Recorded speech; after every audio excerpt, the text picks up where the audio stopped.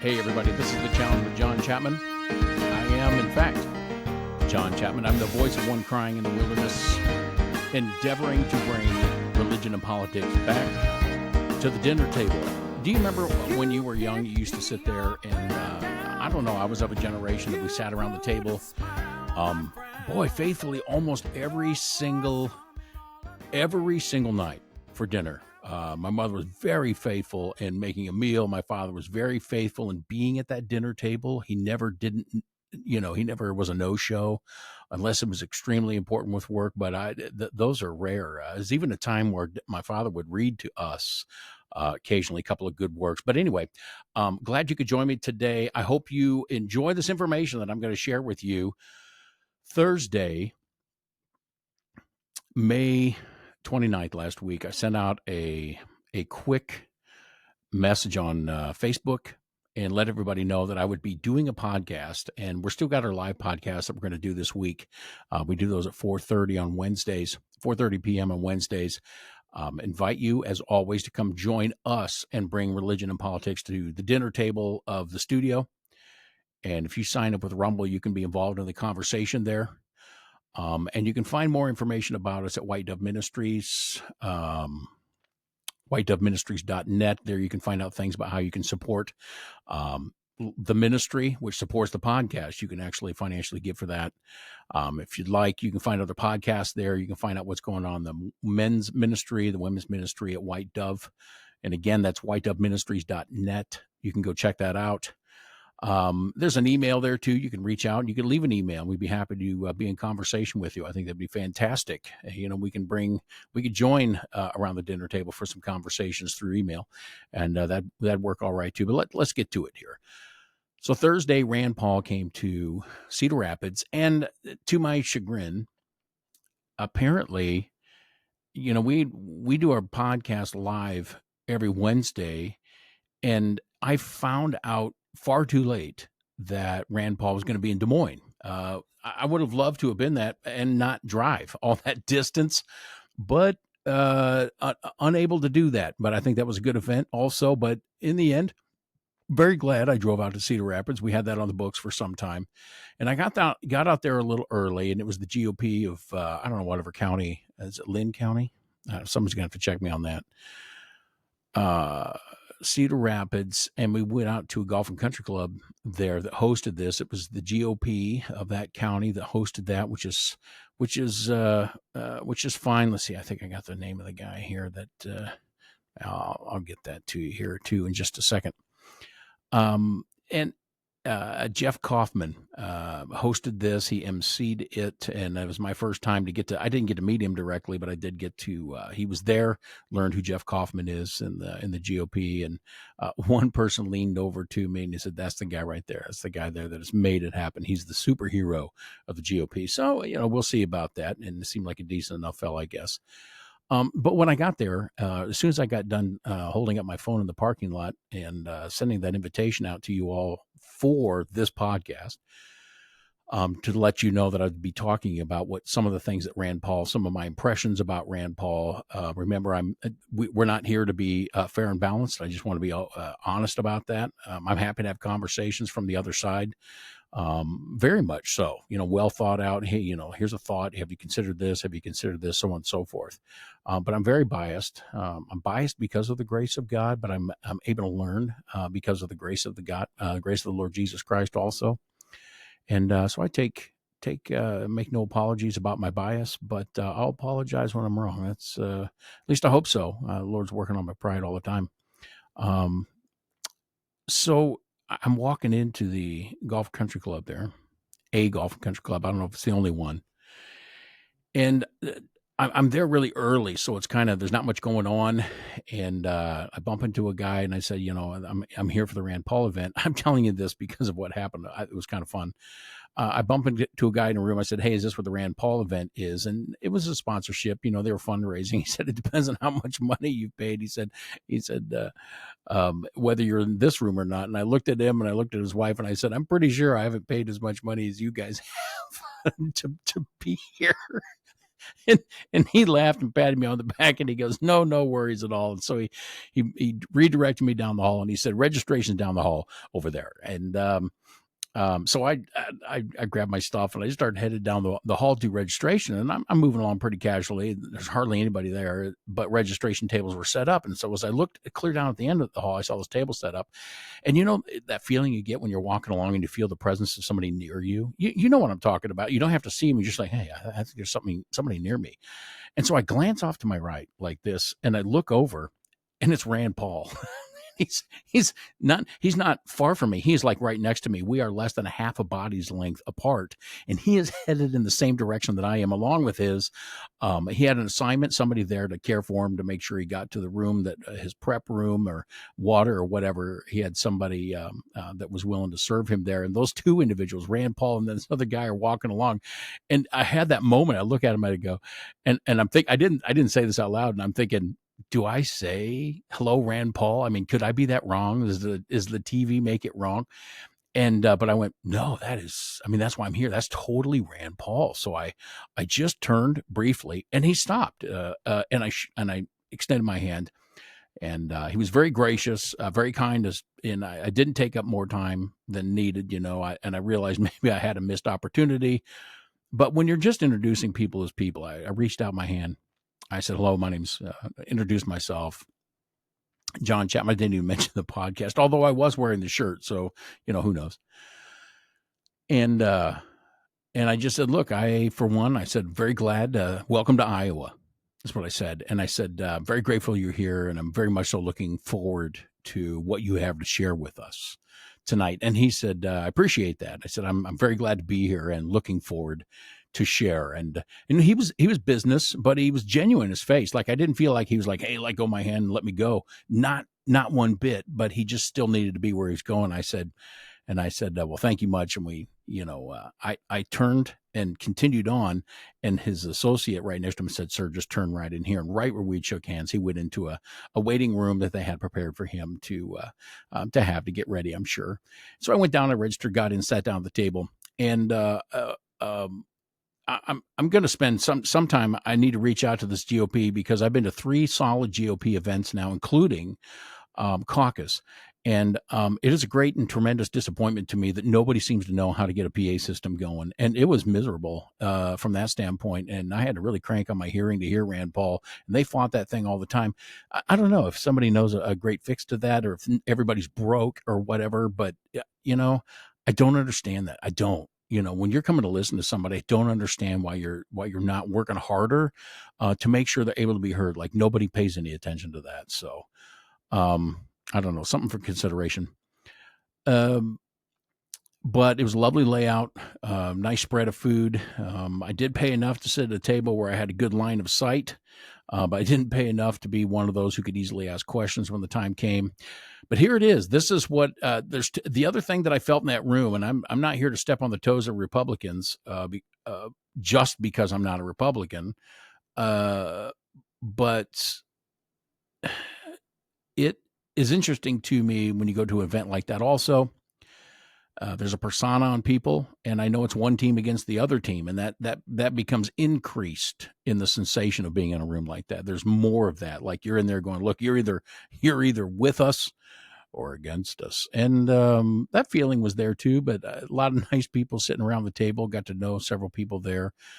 Got connected with a couple people that I just know the Lord opened up those times, and we shared one with another that was really good too. So while they were fighting with the audio, they did eventually give thanks to everybody who was there, who helped make a part of it, and honoring several of the representatives, state representatives that were there. I think there was maybe 5 total. 2 of them were sitting at the table that I was at. I didn't know who they were. It's because they were from that particular area.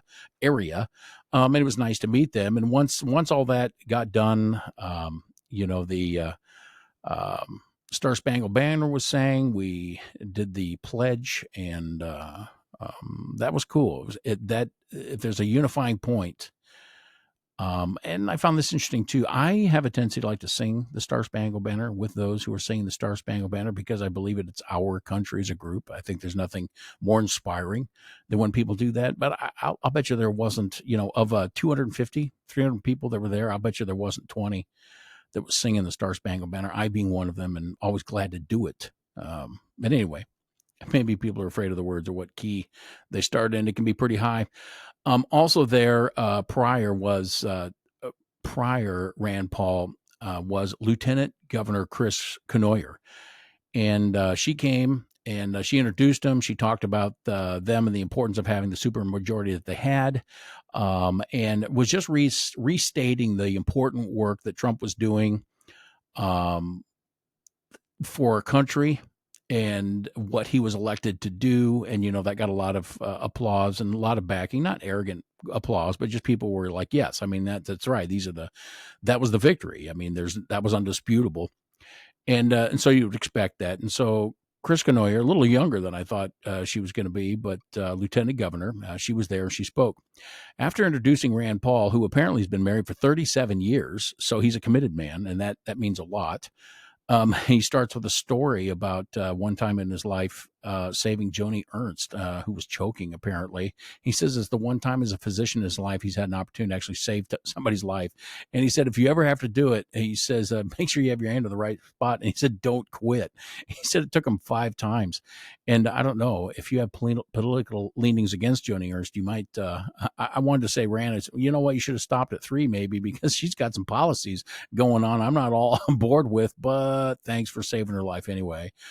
So that was kind of interesting. He opened with a conversation that has happened in this podcast before and from other guests that I find interesting. And it's to debunk a notion that we are more divided now than we've ever been. And so I think that's interesting. That keeps coming up in conversation. So Rand Paul started with Hamilton and others, founding fathers of the Constitution, where it was extremely strong in tongue when they would speak to one another, but more commonly the duel that he was in. And I think it is important. I mean, that's not something that I knew. I remember learning a little bit in high school, but Rand was really asserting that to remember that the battle wages on from the beginning. It started in the beginning and it continues. And there's a lot of that is just the nature of politics. And I would have to say, if you can't have, sometimes there's an emphasis on civil debate, and that's fine. You can have civil debate, but I think there has to be an allowance for severity of debate without crossing the line of just losing your mind. And I've seen that before too. And that's just crazy. Maybe it's the news media. It seems to me the left gets a little more crazy than the right. And the protests that I saw down at the state capitol, for example, this spring was a strong example of that, where they totally crossed the line with constant cursing and swearing and offensive, and at the top of their lungs, and just for the purpose of being interruptive. And I generally don't say, I'm not saying they're not out there, but I generally don't see it. Matter of fact, I saw what went on down at the state of Iowa Capitol more pushing and violent and threatening in nature than January 6th, the documentaries and the videotapes that I've seen in documentaries on January 6th. And so that's, anyway, he opened with that. And I think we need to understand that. And I think it lays down a premise that because if you believe what you believe, you can't lose because you were silent, and you can't lose because you were too weak. There has to be a level of pushback that you're allowed to do. So I thought that was interesting that he stated that. Now, I'm going to tell you right away, I believe he's a libertarian is what I'm understanding, but his idea is that he says, I'm going to say this because I'm opinionated. The Republican Party needs to listen up to libertarian ideas. And there were several ideas there. You could tell people weren't taking well. Nobody was being rude or anything, but you could tell they weren't necessarily on board with what he's saying. But here's several of things that he said in regards to the state of the nation, some ideals that are going on. And of course, we have the big, beautiful bill that has they come up that they're going to pass or want to pass. And Rand Paul's not on all. There's several things about it he agrees about, but he disagrees with Trump's tax declaration, and he says that as opposed to declaration, it's needing to be approved by the Senate. And he spent a lot of time understanding, helping us to understand there too. And we do need to understand this: the three branches of powers that are separate, we need to understand how important it is that those are expanded, that those are not expanded, not grown, but pulled away from one another, like they're not merged into one single idea, that the three of them really need to keep each other in check. Because if there's a takeaway I got from all this, one thing that his libertarian mind definitely sits on, and I would have to agree with it, is you have to avoid tyranny at all costs. Absolutely. And it's worth fighting. This is a statement he made. He said, it is worth fighting for the separation of powers. And I agree with that, because it is the temptation for, and it happens in the state of Iowa, that when you're a supermajority, that then you can start steamrolling things. And I'm telling you, it is in our nature to want to be the winner.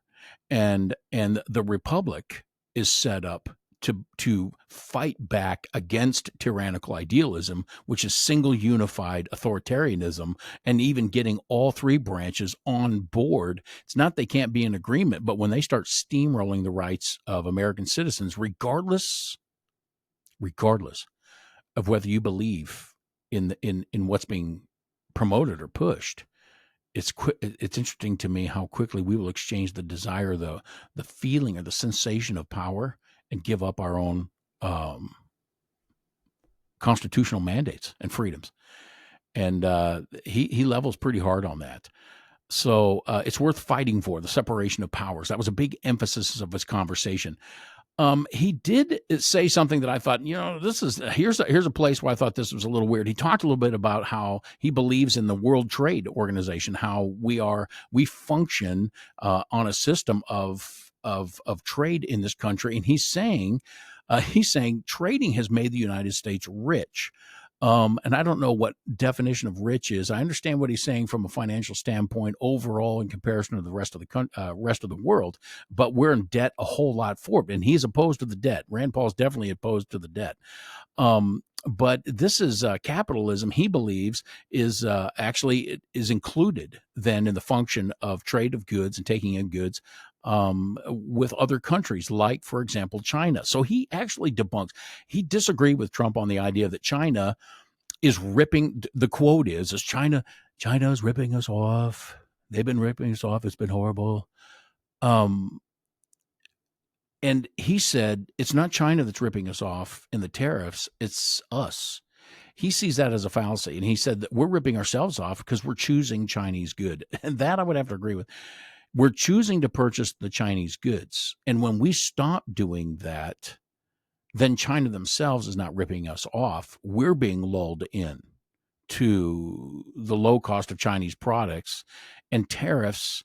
He didn't believe tariffs are going to actually balance that out, what is going on. So he was not for the raising of tariffs. He said it was having too much of a direct impact too immediately on some of the major manufacturing operations. In Kentucky, they have automotive industry does exist there. Apple exists there, and he was saying there was a tremendous impact of a negative way. So I'm gonna continue to watch that. I'm listening to what he says because he's definitely opposed to tyranny. So I have a tendency to have ear to that. I do believe there's going to be a long game that Trump is playing, but in the end, we'll see. I'll listen to that. So worth fighting for the separation of powers. Capitalism and world trade is included in that capitalism. He debunked the idea that China is ripping us off and that we're doing it to ourselves through the purchase of Walmart goods and things like that. And it's important. The trade deficit is another thing he spoke to. I'd never thought about this before. So the trade deficit is if we send goods to be traded with another country from our country, and they in turn are sending goods to us. And I think this is important. I think this is very important. They in turn send goods to us that, you buy from us and we'll buy from you. And the term trade deficit has really been used politically. I mean, I stand corrected on this. It's really been used politically to try to get us afraid of imbalance of trade and therefore the force of tariffs. And I see where he's coming from on this. If we're trading with a country that just doesn't have a GDP of us, dollar for dollar, they are going to be buying more goods than us, and they're not going to be able to get as much goods and tariff money to us, and that's called a deficit. That means that they can't overbuy from us. If we have more goods available to them, let me say it this way. If we have more goods available to them, but they can't purchase as much, but percentage-wise per population and output of GDP, we can purchase more from them because we have more money, and it's easier to buy the smaller amounts that we can get from them. Numerically on paper, legalistically, that's deficit because they can't afford to purchase as much quantified goods from us. And so when we think about trade deficit, he was warning us to think of it as being something that we need to use as a political battle cry, but it's just normal on the books in the sense that we can't possibly think a nation that makes less money would buy more products from us than we are able to buy from them. And that's where, on the books, deficit occurs. So I appreciated his thoughts on that. I felt kind of schooled on it, actually. It was pretty good. I go, oh, hey, I've been moved by that political ideal. I'm glad I've come to this table of discussion. Here's a thought. Next topic, next line. He talked about how much percentage of Iowa's agriculture is shipped overseas. And it does talk to the impact, I think, that Iowans have been a little bit nervous about. That is 25% of all Iowa agriculture. I don't know where I think the other 75% stays within the U.S., but 25%, it says, he said, of Iowa agriculture is traded overseas. And that's a large impact. That's a pretty big part of our economy here in the state of Iowa. And I think he was reflecting on then that tariffs were going to have an impact that we would feel here. And he said that's going to occur because we have so much product. But in light of the trade deficit, when we're talking about China, when Trump keeps talking about China being the ones that are unfair, even though I know they hold a lot of debt of us, he said, by the books, there has been officially a trade deficit with China since 1976. That's a long time ago, meaning that we have actually been purchasing more things from them than they get from us because they have less money to do it. Now, I don't know China's books, and I've been told they're famous for cooking them and playing them. And I've heard this from several big business salespeople that travel overseas. They said they're just famous for withholding payments and playing down what their equities are and all those kinds of things. And that could be true. But if we've been in a trade deficit with China and we buy that much more goods from them, officially we're in a deficit it's a trade deficit because they sell more goods to us. It's because we buy them. And I like that kind of responsibility. I can't put that on President Trump. I can't put that on President. If we're supporters of President Trump and we buy just so we can save money more and more Chinese products, and I for one, have made a point to start to find out where it's from. And I have a tendency to shy away from Chinese products. I do. I can't escape it. It seems like I can buy something. I go, I'm sure this isn't from China, made in China. But how can we say we would back Trump and his policies, but still be people who solidly support China financially? Well, it is cheaper. I mean, that Temu stuff at Temu or whatever it is, or, this stuff. I mean, how can I afford to live? Well, as long as we keep buying Chinese products, I'm not sure Trump's going to get what he's hoping for from a tariff standpoint. If the people that have elected him, I think Rand Paul did not say this, but this is what I conclusively came to. If we're going to vote for Trump, don't buy Chinese and Chinese-made products from China, because we are the ones who are supporting the deficit issue. Maybe we just need to learn to live more simply and learn to invest our money and purchase things a little bit more responsibly. Okay. So he did mention Next point, big, beautiful bill. He did mention that Musk is stepping back from it. And I'd already heard and a statement that Musk had made in regards to that. And here's the problem. The big, beautiful bill. And here's the deal. And this is where it started to really get uncomfortable in the room. The big, beautiful bill is big. It's being posed as beautiful. And Elon, who everybody's been so upset about, oh, Elon, he's not an elected official and so on and so forth. Elon has been trying to save the country money. And the big, beautiful bill is not going to do that, it would look like. The big, beautiful bill, and this is where I cross the line. And this is not what I would have voted somebody like Trump in for. So the big, beautiful bill, to get it passed and everything it's doing, is going to put, are you ready? And this is Republicans like, oh yeah, we need to lower the debt. We need to lower the debt. We need to lower the deficit, which is the spending we have outside of the debt that we're already paying. $2.2 trillion. Once passed, the big, beautiful bill, Rand Paul says it's going to raise the deficit spending $2.2 trillion. I don't know. You need to think about that. We do. We need to think about this.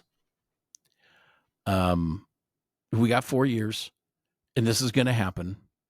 And we need to think more. We need to think more level. Especially conservatives, Republicans. I can't ask Democrats to do that. I don't know. I know a few Democrats that think pretty level.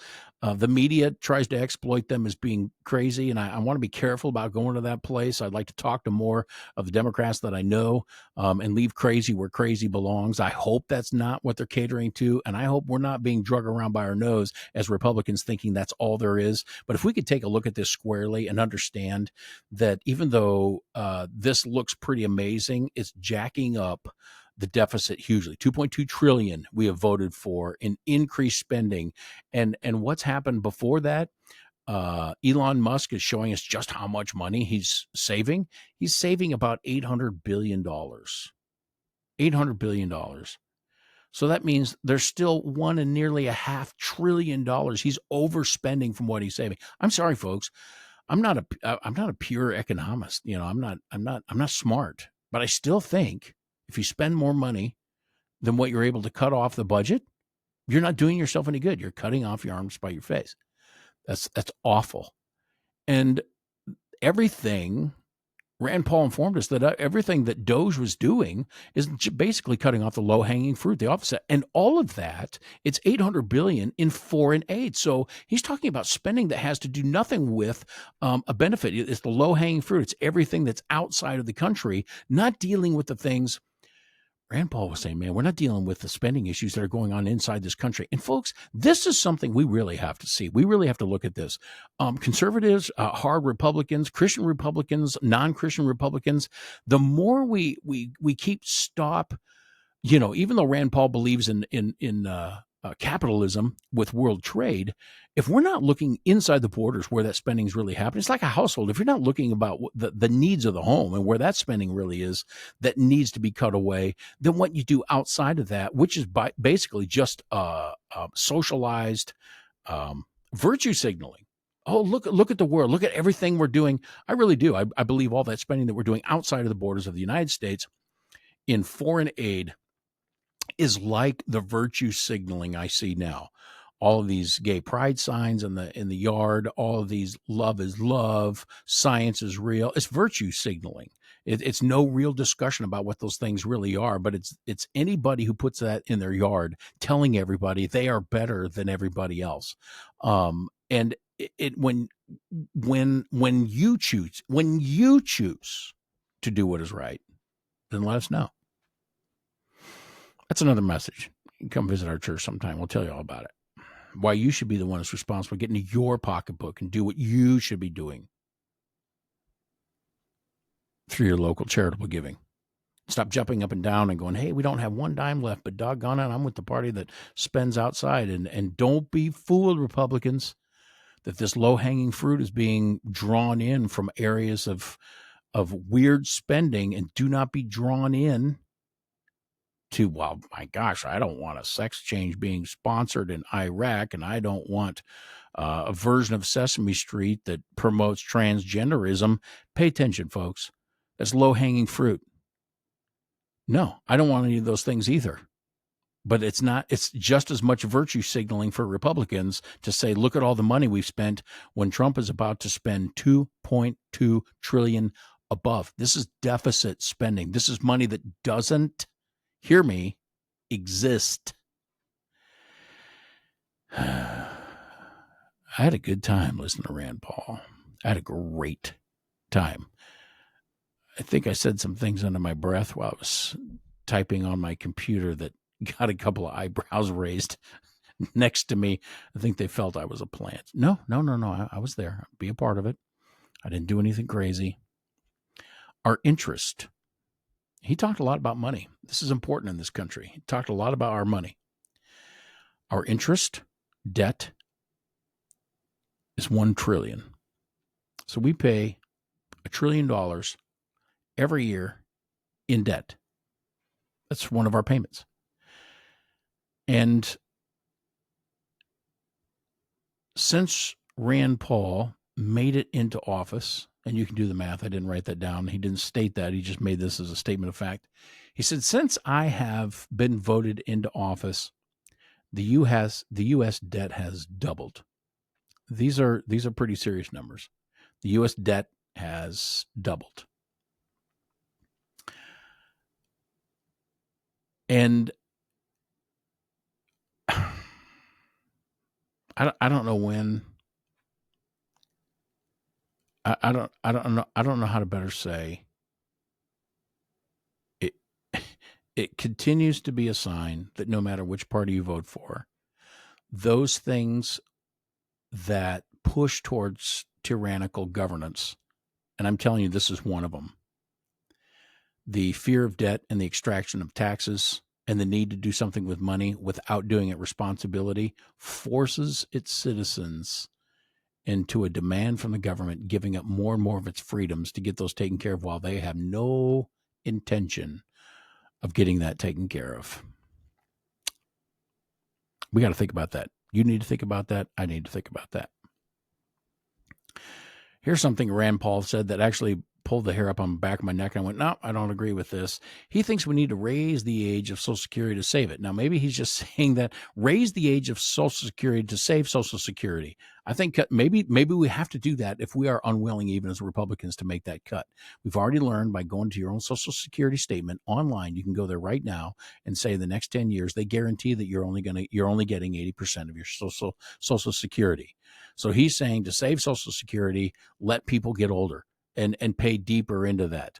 I think we're not, I don't know. Social Security is not a safe way to retire anyway, but it does exist. And if it's not going to be eliminated, then for crying out loud, can we please dig in? Can we dig into the over expenditures of our own country? And look at it too. That means government employees. That means government institutions. That means all these things.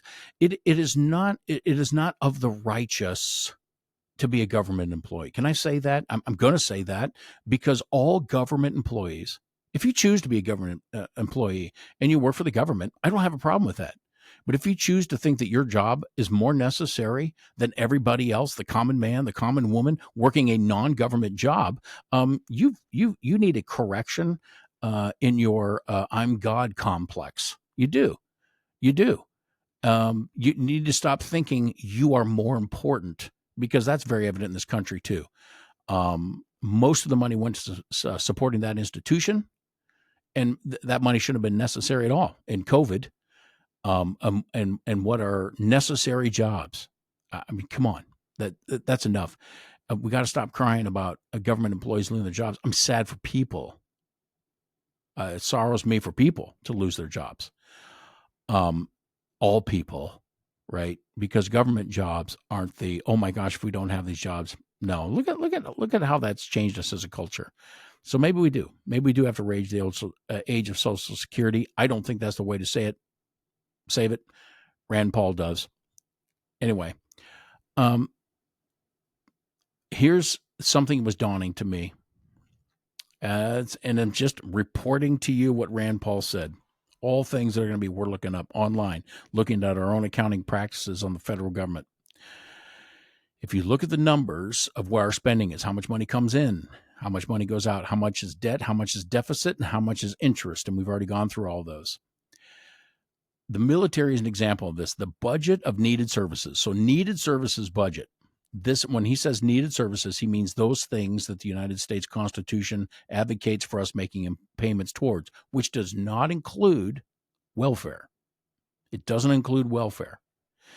And by the way, the statement of the Constitution that says, and for the general welfare debt, and for the general welfare debt to defend this country, and for the general welfare, that doesn't mean and for welfare. That means for the whole good, for the benefit of the total people. Paying welfare is only to a benefit of a subgroup that is unable to, for whatever reason, make enough money. And by the way, the other thing he reported, before I go farther into this, the other thing he reported is that we are in the history of the world, by rating of impoverished people living, are at the lowest time, that we are economically in a position world or globally that has the least amount of what would fall categorically into, these are his numbers anyway, categorically, his thoughts anyway, categorically as impoverished. And he says that it's never been smaller than it is right now. So we have all this money going to programs that are unconstitutional. They're not laid out in the Constitution for us to do. And as a result of this, everything that should be paid for, like the military and other services, all fall under the deficit spending category. Welfare, to quote Rand Paul, welfare sucks up all the real budget. Welfare sucks up all the real budget, the money that actually comes in from the taxes. Everything else defaults over the deficit spending.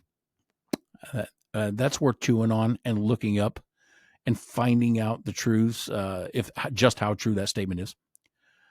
I did find out. He announced that Obamacare, when it was instituted, caused the Obamacare system to be paying 90% of medical aid, and even though that's lower because it's no longer required by law, he said the Obamacare program is still paying 80% of the medical needs in this country. 80%. Can we please wake up and say, yes, this is why medical care is declining? Not the people, not the idea, but there's not one person I've talked to who's had one good experience in the medical community yet in the large institutions of those. Understaffed. Everybody's going, oh, it's understaffed. That's the Republicans' fault. Hey, guess what, everybody? We're deficit spending. So what do we think that's going to be? And when everybody jumps on board and says, I'll take the cheaper plan, you're welcome. Because every hardworking citizen is not taking that means 20% of the people that don't take the government plan, they're paying for everybody else's. And that's becoming a part of, and I tried to talk about it with people during the Obama era. I told people over and over and over and over and over again, all this money goes in there. What element of tyranny becomes okay when it's forced by law for us to pay for this? Now, it's not forced by law. Thank goodness Trump got that overturned. He said it's no longer required by law. But folks, if you pay into that system, you're accepting a lower standard of living, saying, I don't ever want to increase my income, because if I increase my income too much, it's income based, and you have to pay more into that medical. So FYI, 80%, Obamacare is still paying 80% of medical. So here's he summarized the big, beautiful bill. Then we've talked about all this deficit spending that's going on. He laid out how the spending is laid out. So everything that the country should be spending for itself that's constitutional, the things that are required by it, it all falls under the category of deficit. Everything else, the money that's coming that we can actually afford from taxes, is paying welfare recipients. Folks, I can't get over it. You can't make this stuff up. You can't make it up. And I hope as I continue to do the research on this stuff, I find holes in it or something like this. But this keeps playing out in what research I do in the economic condition of this country. He felt, Rand Paul, when asked, no, he hadn't been asked this yet, but he felt that is still part of his speech, that the big, beautiful bill, his biggest problem with it is that overall it will raise the deficit spending $5 trillion. So there's 2.2, we talked about that are already built into that. But over the years, once that's employed, he said the total deficit spending will be $5 trillion, 2.2 initially. So when it passes, boom, we're in debt 2.2. But because of the programs and the unfunding, over the time that budget is set for, it will be $5 trillion. He said, if you want to see the comparison of that, you can come check that out, government website. There's another government website that he put out there that compares the former condition of the world until now in regards to poverty. I'll let you look that up. I'm just going to tell you right now. It was called, he wrote this down, humanprogress.org, humanprogress.org. And you can check that out. I'm just passing along to you. Excuse me, I said 5%, it's 10%. He says, if you want to find out that it's now only 10% of the world that's considered in poverty. Now, I don't take that statement from him carte blanche. There's a lot of factors in that. I have traveled the world. I have been to many third world countries, or at least third world areas of countries, like Mexico. Mexico is darn near there. The border's pretty awful. And that's not, CNN or Fox didn't teach me that. I've been there 7 times. And overseas to countries that are truly third world. And so I'd be curious to challenge that idea a little bit. Maybe it's more, maybe it's less, maybe it's comparative by dollar and standard of living. We'll see.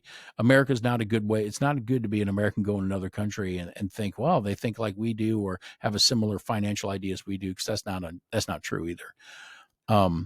So anyway, auto sign. Somebody asked him about the auto signature, former President Biden. He thinks somebody gave an order for it, but he's not sure who it is. But he thinks somebody gave an order for it. He was grateful to President Trump for getting rid of gain of function. I didn't realize that was officially gone now, but apparently his gain of function research has been officially made illegal. He's gotten rid of the capacity or the ability for that. And of course, anyway, he was grateful for that, for sure. He said, however, by getting rid of gain of function, now that is gone, he foresees it as making it very difficult to prosecute Fauci. Very difficult to prosecute. And that makes sense to me. If you got rid of the one thing that you would have on him to actually prosecute him on, but now that doesn't exist anymore, it'd be harder to go back on that and nail him for that. During the Biden administration, this was an interesting point. Rand Paul said he requested repeatedly all documentation on the vaccine. And for the entirety of the 4 years of the Biden administration, not one piece of paper, not one line typed, signed, anything. No documents were ever offered him personally from the Biden administration when repeatedly asked for, I want to know about the vaccine. I want documents on the vaccine. Tyranny running, or at least the idea of it. I'm not blaming Biden for all of it, but that's pretty awful when you think of how many deaths now they've actually brought to the vaccine. That was disheartening to hear. Kind of an eye opener. Can you imagine being a city senator and you turn to the current president and say, hey, there's a vaccine that's been recommended, and you are asking the entire citizenship to do this. And to quote you, Biden, your patience is growing thin with the unvaccinated. But that same guy is unwilling to tell the representatives of the people any documents about the vaccine and about its potential. That's frightening to me. I'm not afraid. That's just frighteningly foolish. That's telltale. That's totally telltale.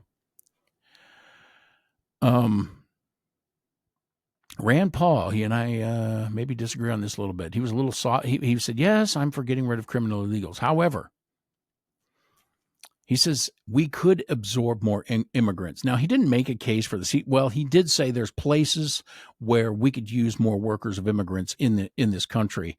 I don't know where he's going with that exactly. And I was kind of like, and that question mark came to my mind. I'm not so sure what I feel about that, because I think there's more things that we need to find out in regards to what and how could that be done. Now, he was suggesting legally, of course, but he was leaving that door wide open. So that's probably a part of his worldwide economic idealism that he functions with, that where we've gained all that wealth, which he'd said early in the speech. I would have appreciated him being a little bit more hard line on the idea of how many people have come here illegally. But he also spoke to the border too. So apparently he's a little disgusted with what's being promoted in regards to the border. He threw some numbers out there. My apologies for not placing them out there, although they are the numbers that he gave were insurmountably different when they said, hey, it's going to cost this much to build the border wall. And he believes they're asking for more money than it's actually going to take.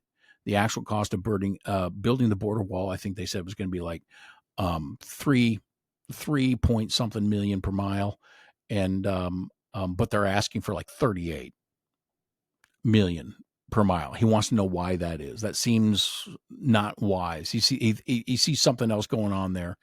I would want to know.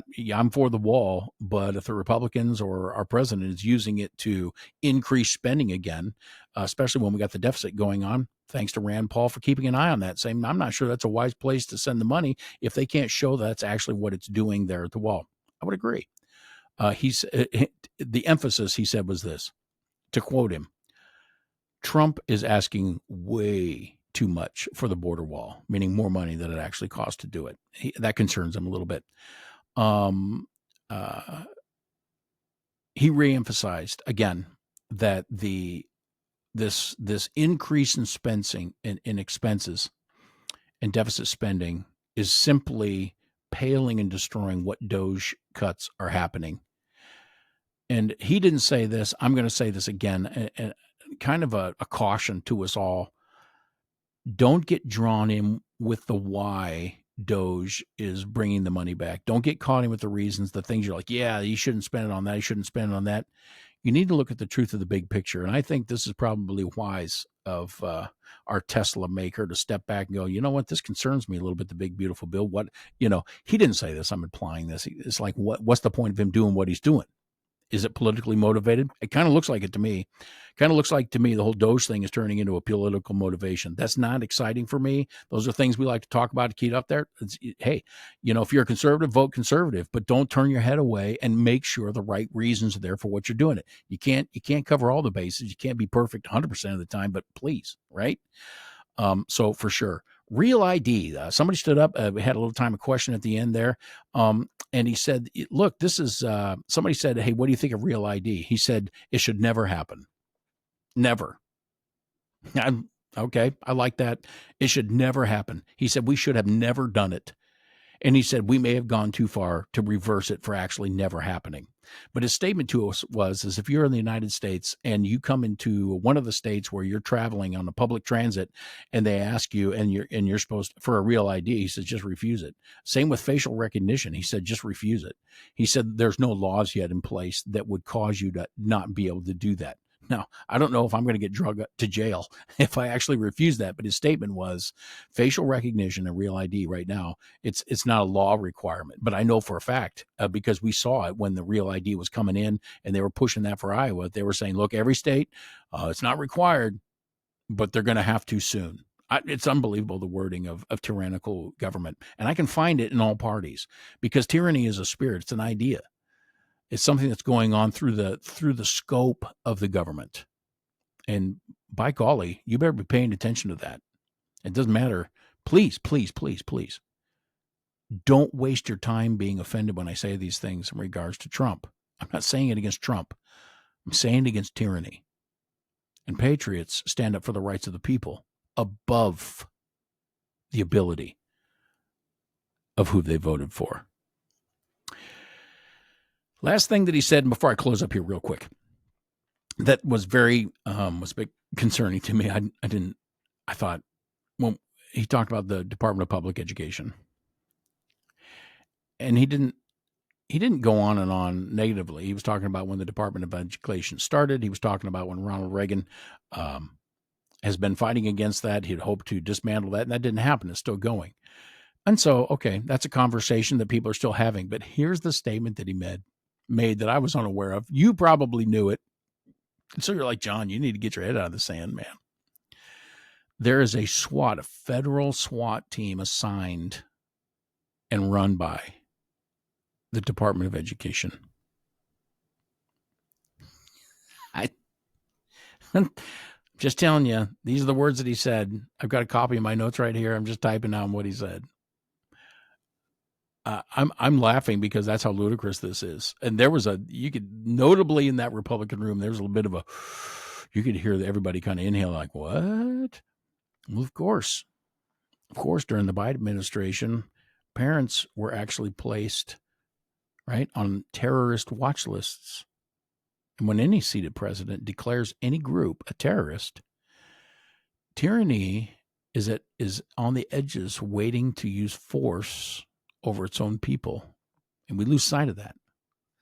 We lose sight very often that you are the people of the United States of America, and this government of the people, by the people, for the people still remains at some level.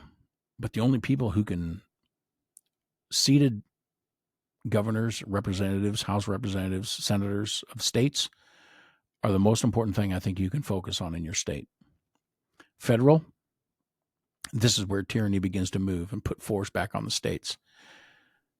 There has been no amount of compliance, and this is not my quote, this is RFK Jr., no amount of compliance has ever stopped tyranny. Am I calling for revolution? No. But somebody needs to. And the revolution needs to be that the citizens simply go, no. And we've had governor candidate here. Brad Sherman talked about this as well. We use ballots and not bullets. Well, I was a little disappointed to hear that in the interview. Not because I'm an advocate, because I'm like, hey, we need to run out and use bullets. What I'm saying is it looks like the ballots continue to not change the key things for the people, by the people, to stop the notion of tyrannical rule. And because of that, here we are. So I'm gonna leave you with those thoughts. That was my trip out to visit Rand Paul. I'm sure you can look up more of him online. My takeaway was this. I was glad I got to hear and shake the hand of Rand Paul. And I was glad I got to hear, and I appreciate that the GOP of Iowa is bold enough to let somebody like Rand Paul come in. And I hope the GOP of Iowa learns something from Rand Paul's angle, his stance, his understanding.